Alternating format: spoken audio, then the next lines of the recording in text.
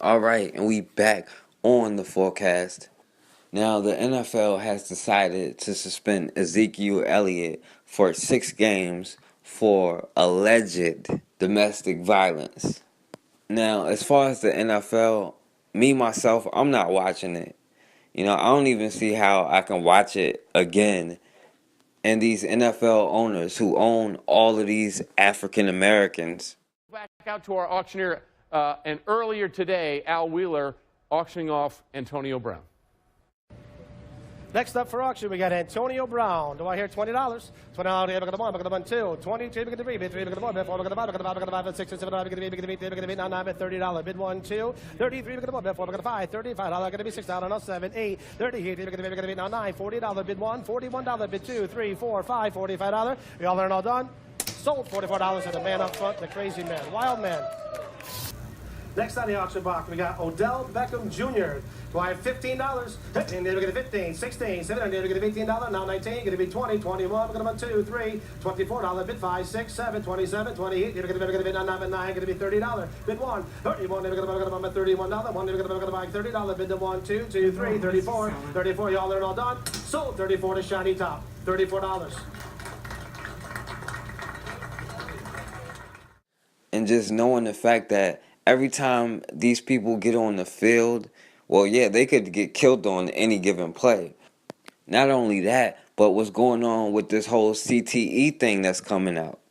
And even if my brothers didn't care and they still wanted to play, if they said fuck the NFL, because they see what's going on too, but if they said fuck the NFL, put all of their money together and just say, hey, we're going to build our own league, or take the people with money and build their own league, or us as regular people can contribute and say, build your own league. All of us can contribute to it, and I'll support it. But at the same time, you can't just tell somebody to quit their job any more than you can go up to some regular person working a 9 to 5 and say, quit your job unless you work for a black owned company. Unless you own your own company, quit your job. You can't work for no white man if he can't. And you can't just blame them for not going to their job. But as far as the Ezekiel Elliott case goes, that's just the NFL showing you the dictatorship that it has. Here you have another incident, which is the story of America, where you have a history where more times than not, it has been proven that the white woman was in fact lying on the black man. And in this case, there is so much evidence pointing towards that being the case again. Even though you don't hear it reported much on TV, here you have a girl saying, I'm going to set you up, I'm going to ruin your career. Who said, I'm a white woman, you're a black athlete. Who are they going to believe? Who told her friend to lie for her if the police ask? And the NFL talking about they got some kind of evidence that led them to the suspension. Maybe they should give it to the police, because the police didn't find enough to press charges on them. And the fact that all of these places that talked about these stories did not bring all of the truth to the forefront. They didn't talk about all of these issues going on with this woman, which should tell you something in itself.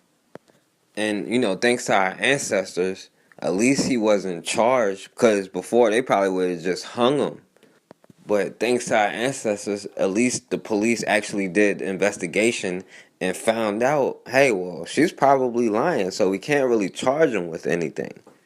Now, I have noticed a pattern with these athletes where they seem to all be instilled with this mindset of conforming to the way society is, the way it's supposed to be. And when you think about it, these guys are super warriors. They are huge and they are fast and they are strong. And when I heard somebody put it that way, I see why it's so important for them to instill a certain mindset in them from the time that they're children. And that's why a lot of these athletes come from these collegiate paths.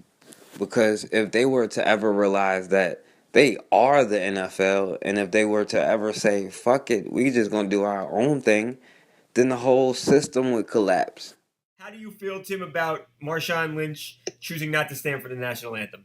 Why, man? Why bring this on yourself? I mean, he has the perfect thing going on in Oakland.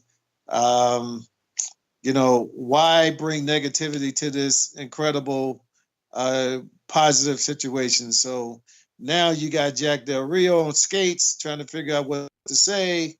I'm sure they're going to be trying to get to Mark Davis, and Reggie, man.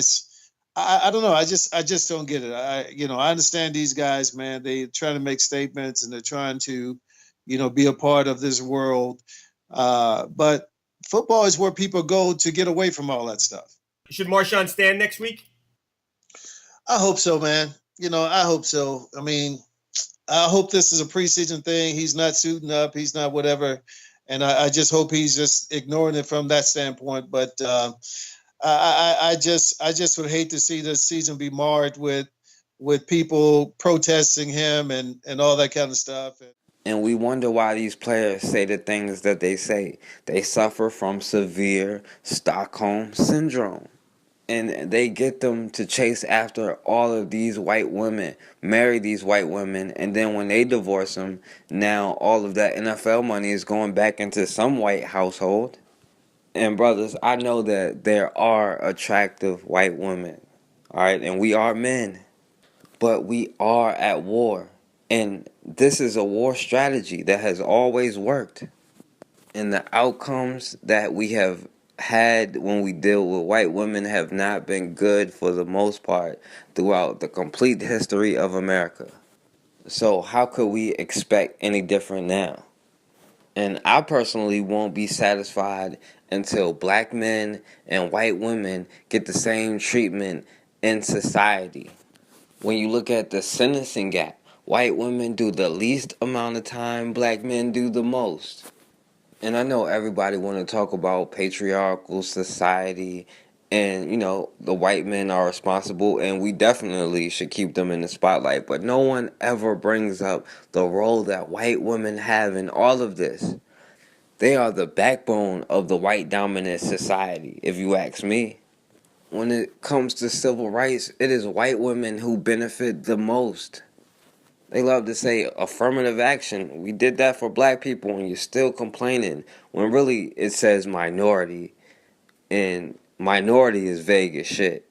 Because white women are considered the minority. But what definition are we going by? Because it cannot be size of population. White women is the largest demographic in America and is the largest voter bloc in America. And not only did Donald Trump win the vote of white women, Obama did horrible with white women. Both Romney and McCain won with white women and white people in general because they love to say, well, if it wasn't for white people, Obama wouldn't be in office. Well, white people didn't vote for Obama to be in office. But people are sleeping on the power that white women have. White women own the government funding. White women own the courts. And if you're a black man in America and a white woman turns on the waterworks, you're in trouble. Don't ever marry a white woman in California. A lot of you sisters probably don't marry white women anyway, nigga. Shit. Why should you be happy?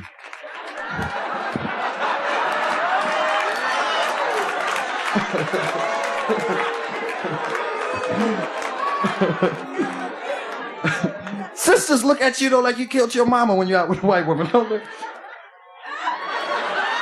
You can't laugh that shit off either.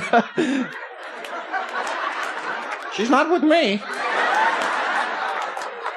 My wife went to court, man. She looked like she was 12 years old. I said, who is that bitch? And Your Honor, everything happened. Judge started crying. Nigga, we want everything. Do you have any dreams? We want them too. It don't matter if you're Richard Pryor. It don't matter if you're Ezekiel Elliott. It don't matter if you're Shabazz that work at Walmart. These women are dangerous. We need to build our family structure back up. We need to build our economy back up. And we need to teach our children how to be successful. And we have to leave them in position where they're in control over themselves. But all of that takes discipline. And it takes discipline to win a war. And as long as we're not in control of our own fate, where we control our own governments and make our own decisions, we are still in war. National anthem before the Raiders preseason game on Saturday. Jack Del Rio said Lynch told him that he's been sitting for the anthem for the past 11 years. After the game, Del Rio talked about Lynch's decision. Let's take a listen. On Marshawn, talked to Marshawn, want to make sure we're on the same page. He said, this is something I've done for 11 years. It's not a form of anything other than me being myself. I said, okay. I said, so you understand how I feel. I very strongly believe in standing for the national anthem, but I'm going to respect you as a man. You do your thing, okay? And we'll do ours. So that's a non-issue for me. First of all, I want to make sure people understand I love the military. My father was in the military. I love hot dogs like any other American. I love football like any other American, but I don't love segregation. I don't love riots. I don't love oppression. I don't love gender slandering. And I just want to see people have the equality that they deserve. And I want to be able to use this platform to continuously push the message of that. I'm being vulnerable right now. There's a whole bunch of people right now that sitting at home judging me, but they'll never get to this point where they can get and be vulnerable. And let people attack me because they don't believe what I believe in. But at the end of the day, I'm being vulnerable to show every kid, no matter what, show every person, no matter what you believe in, keep fighting for it. Keep fighting for the equality. Keep fighting for the oppression of people. Keep trying to change society. A former Tulsa police officer acquitted of killing a man has some advice to share. The lawyer for Betty Shelby says her client plans to speak to a group of roughly 3,500 officers about what to do if they're charged in a shooting. Shelby resigned from the Tulsa Police Department in July, but she's already back in uniform after being sworn in as a Rogers County Reserve deputy. Sheriff Scott Walton says he wanted to publicly announce her position since her manslaughter trial was just a couple months ago. I will continue to serve the great state of Oklahoma and strive to improve the relationships between law enforcement agencies, organizations, and our community. Rogers County has 31 reserve deputies, all of whom are unpaid volunteers. The wheels of justice in the Markeith Lloyd murder case are temporarily halted as State Attorney Aramis Ayala challenges the governor's order to hand the case over to another prosecutor.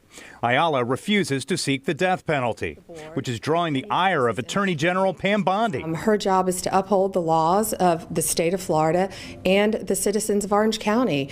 And in what she did, sends a very dangerous message to criminals in Orange County. As indicated in her tweet Monday, Bondi thinks Ayala's decision is a blatant neglect of duty and a shameful failure to follow the law. You have to weigh and consider the death penalty, and to let her personal views interfere with her duty as a state attorney is abhorrent. According to the Florida Constitution, a governor may suspend from office any state officer for malfeasance, misfeasance, or neglect of duty. This is not neglect of duty. This is an exercise of discretion. Retired Circuit Judge O.H. Eaton believes Ayala is on legal, solid ground. I think she has the authority to seek the death penalty or not seek the death penalty as she chooses. Though Eaton believes Ayala has taken a legal misstep. He says in order to challenge a governor's executive order, Ayala needs to file a lawsuit in Tallahassee in Leon Circuit Court. The matter will be heard next week during another status hearing for Lloyd. Charged with a misdemeanor, OU football player Joe Mixon escaping assault and battery charges. KFCO's Dave Dentling live outside where that knockout took place with a look at the charges this running back now faces. Dave? Hey, good evening, Morgan. Well, the DA says the statute that Mixon was charged under eliminates the he said, she said. Now, we do know both parties involved hit the other, but tonight it comes down to a man hitting a woman and public decency. It's just she got hurt really bad as a result of his acts, and it was immoral to do so. Cleveland County District Attorney Greg Mashburn summing up the charge against OU running back Joe Mixon. The misdemeanor acts resulting in gross injury. And it all comes down to Joe Mixon hitting Amelia Molitor back in July at Pickleman's Gourmet Cafe. What went down was all caught on camera. The footage is not being released because it's evidence. But according to investigators, the altercation on July 25th started over a homosexual slur. Comes off the table and pushes Mr. Mixon in the chest with 2 hands. He jumps back into her face. She turns and slaps him across the lower cheek and neck area, and then he responds immediately with 1 punch that knocks her to the floor. Mixon's attorney upset Molitor isn't being charged with assault. Kevin Finley issued a statement reading in part, "We strongly disagree with the events portrayed by Norman PD. Justice knows no gender bias, and we do not believe that Joe's actions were criminal in nature." On College Corner, where the incident took place, people are weighing in, most favoring the DA's position. It's never okay to, hit a woman, so even if you are a football player. And tonight it is unclear if Joe Mixon will return to the football field. OU's athletic department saying they are reviewing the incident. Now again, Joe Mixon is expected back in court on Monday. Our big story tonight at 10 is disgusting. An Arizona mother behind bars accused of molesting children and then selling videos of the grotesque acts online. She told investigators she did it for money. And the way 28-year-old Carrie Harwood got busted was a twist of fate involving Pokemon Go. Team 12's Monique Riego has details you'll hear on just one station tonight. Monique. Hey guys, well, Harwood has been here at the 4th Avenue jail ever since deputies raided her home, and tonight we found out it was actually one of her friends that turned her in. Please. Carrie Ann Harwood. Carrie Harwood in front of a judge facing charges for allegedly committing a series of sickening sex crimes against her own children. Court documents show the 28-year-old mother is accused of recording herself molesting the 3- and 6-year-old, then selling the videos online. We expect that parents are going to care and protect their biological children or their children in any capacity. So to see this, it's so egregious. Maricopa County Sheriff Paul Penzone telling 12 News deputies got a tip from one of Harwood's friends who allegedly found the videos. He did a little bit of his own detective work. Investigators say Harwood gave the tipster access to her email account so he could help her catch Pokemon in the popular cell phone app Pokemon Go. MCSO says the friend found the videos and PayPal transactions in that email account from the man who allegedly paid for them. I commend him, I really do, and I'm thankful that he came forward. Documents allege Harwood recorded the molestations during the children's bath time at her New River home. During her police interview, investigators say Harwood admitted committing the acts and sending the videos to a man she met online who paid for them, saying she needed the money. Now, complete strangers in other parts of the world will pay to see a product such as this, which is just so disgusting and offensive, and a child is victimized. Penzone says law enforcement is always developing new ways to find and prosecute pedophiles who try to hide in the dark underbelly of the internet. There will be evidence, and we're going to acquire the evidence, and we're going to hold you accountable and put you behind bars. And Harwood is being held on a $150,000 bond. She is not allowed to have any contact with her children or any other minor.